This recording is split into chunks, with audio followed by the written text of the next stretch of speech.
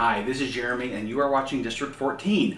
Every Wednesday I do a video on a theory, a headcanon, a character analysis, some aspect of Harry Potter, which, while I said on Monday The Hunger Games is my favorite series, and that's true, Harry Potter holds a very, very close second. My theory that I want to talk about today, I don't think, I've read this series probably 10, 12 times straight through, and I've read individual books more than that. And this theory is not explicitly stated in either the books or the movies. But I have a theory that performing magic, using your wand, casting spells, requires a lot of energy. I am going to pose that magic burns calories. Here is why I think this. First of all, we have a few things, a few facts we need to sort out. Most fat characters in Harry Potter are muggles. Dudley Dursley, he admittedly loses weight, but he's a muggle. His dad, Vernon, fat, not a good guy. Aunt Marge, a Dursley, a muggle. There are times that I kind of even, JK has certainly not been very popular in the press recently, and I don't think she always portrays fat people in the best light. However, there are two fat wizards that I can think of readily, or wizards and witches. The first, Miss Weasley, described as dumpy, a bit matronly, a little chubby perhaps. Slughorn is probably he's the only wizard I can think of at the moment who is definitely portrayed as fat. There are a few others here and there, but not many. Neville's a chubby kid, Crabbe and Goyle, they're described as beefy and muscular, but we can also infer they're kind of fat as well. Now, I'm going to talk about how they fit into this theory, and they actually fit into it, for the most part, pretty nicely. This occurred to me when I realized, both based on the books and the movies, Hogwarts has feasts all the time. There's a feast to open the school. There is a feast at pretty much every major holiday. And even if it isn't a holiday and it's not technically a feast, meals seem to be huge, elaborate productions. On any given day, when we have a scene in the Great Hall where the kids are eating, they have a variety of foods to choose from, and they clearly have as much to choose from as they would like. Another thing to keep in mind, in the Harry Potter universe, food can be replicated so long as you have some to start with. You can't produce food from nothing, but if you have even the tiniest morsel of food, you can make more food from it. We have a school full of wizards and witches from 11 to 17, 18 years old. These kids are, well, anybody who's ever tried to feed a teenager or a child really knows that kids can eat a lot of food. But a daily feast at potentially every meal, if you're a third year or older, you can go to Hogsmeade and go to Honeydukes, and buy all the sweets you want. Food plays a huge role in Harry Potter, and these kids are around food so much. Frankly, some of these kids should have been porkers, and I say this as someone, I love food, I know food, trust me, these kids were packing away the calories. Now, we have evidence in the book that magic requires physical effort. The first example I can give you is, think of in the 6th book when they were trying to apparate. They were trying and straining so incredibly hard.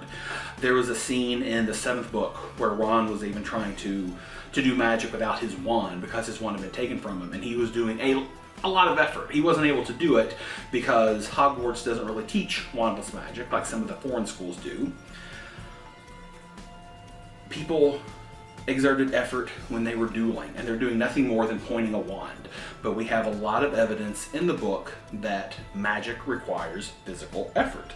I would actually go on to say then that producing magic burns calories, and that's why we have these witches and wizards, both at Hogwarts, who are eating elf-produced food that can be made in unlimited quantities using elf magic, as well as at home, where if you can buy even the smallest amount of food, you can replicate an entire feast. Magic requires calories, and that's why the feasts are there, to give the kids enough energy, enough calories to be able to learn to do magic. There is one thing I need to mention that goes against my theory, but I think I would be remiss not to mention it.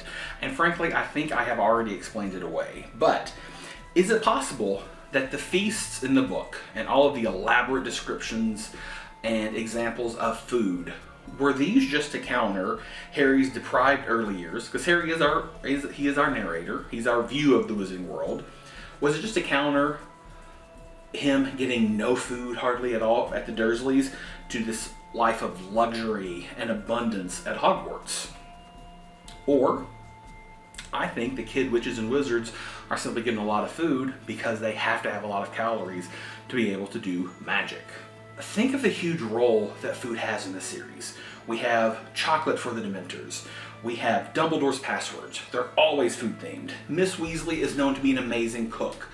The only meal she's ever prepared that I thought sounded pretty disappointing was onion soup. I tried to make it. It was terrible. I don't recommend it. But beyond that, every meal she makes is full of so much food. Admittedly, we only see Mrs. Weasley primarily on special occasions, summer holidays, Christmas, things like that. But she still sends them food. She sends them food in packages even. We have the house elves who are sharing food. We have honeydukes. All of these feasts. Food plays such a tremendous role. In fact, even in the 7th book, Ron was extremely short with Harry and Hermione because while they were on the run, they didn't have much access to food. And anytime he got hungry, he got especially ill. As in like grumpy ill, not physically ill, mentally ill toward them. Is it possible that he was feeling this way because as he didn't have calories to do magic, it made him feel a little more off? Now, let me address Slughorn. Slughorn is fat. There's no way to put it. In the books, he's described as fat. He disguises himself as an armchair at one point. He's also the potions master, and I would make the case that potions magic is probably one of the realms of magic that requires less magical effort than others. I'm even wondering if maybe Muggles could do magic. J.K. Rowling has said that potion making is the closest branch of magic that a Muggle could do, but it still requires magic. But it seems like it would require less magic. Now, I know what you're thinking. What about Snape? He was also the potions master.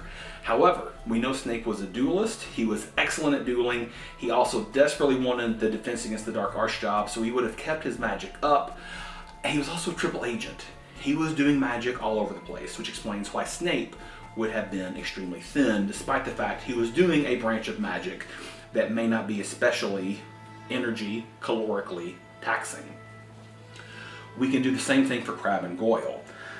We know that Crabbe and Goyle, until their last year of Hogwarts, were not exceptionally skilled wizards. Maybe this is why they were bigger. They weren't as good at casting spells. In fact, every year it seems like they just barely managed to pass on to the next grade. It wasn't until they got to really stretch their limbs, so to speak, and do some dark arts magic that maybe then they started to burn calories and became muscular dark wizards. Prior to that, they were chubby wizards. We can also say the same thing about Neville. Neville was described as round-faced, chubby, I think would be a generous way of describing Neville. Neville was using his dad's wand for the first 5 years. We know this because in the battle at the end of Order of the Phoenix, his wand is broken. We also know via wand lore that if you're using someone else's wand, yeah, you can do magic, but it's not going to be as good. Neville didn't really become a good wizard. Well, first of all, Harry, in the 5th year in Defense Against the Dark Arts, he helped Neville more than anybody else had. But then in the 6th and 7th year, when Neville had his own wand, and we know he did because he said his gran took him to buy a wand, and he thinks his wand was the last wand purchased before Ollivander disappeared. That was when we know Neville became a good wizard. He became better at doing magic. Since he became better at doing magic, he started burning more calories. And we can even make the point then in the 7th film when we see Neville, he's thin. Now part of the reason he's thin is because he's literally been on the run and hiding, but maybe he's also thin because he's been doing more magic and therefore burning more calories. My big takeaway from this is, here's yet another reason I wish I was a wizard. What do you think? Any thoughts on this? Please leave a comment down below. If you are new here, well, everybody's new here, but if you're watching this in the future, I do a Harry Potter video every Wednesday, Hunger Games every Tuesday, a podcast over different books every Friday, which I also post here on YouTube, and I do book reviews as I read them. So, thank you so much for watching. Please subscribe, leave a comment, and I'll see you next time. Until then, happy reading.